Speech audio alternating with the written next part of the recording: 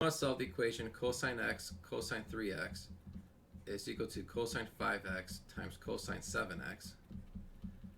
So in order to solve this, we want to use the fact that cosine x cosine y is cosine x minus y plus cosine x plus y all over 2. So let's use that for the first on the left side of the equation. So that's cosine x minus 3x plus cosine x plus 3x all over 2 is cosine 5x minus 7x plus cosine 5x plus 7x all over 2. So we'll simplify this and get cosine negative 2x plus cosine 4x over 2, cosine negative 2x plus cosine 12x all over 2. Now we can multiply both sides by 2 and this goes away.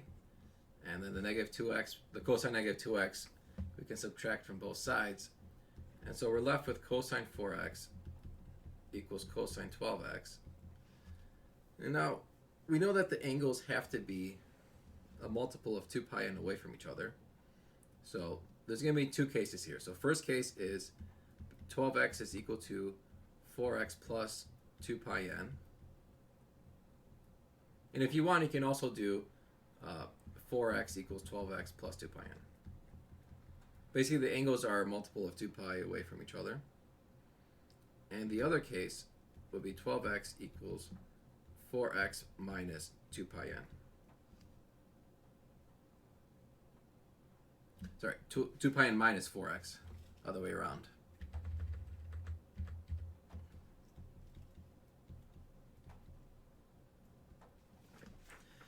So now you just solve this. Subtract both sides by 4x and then divide by 8 to get x equals pi n over 4. And then here we'll add both sides by 4x and then divide by 16 to get pi n over 8. And notice that pi n over 8 includes pi n over 4.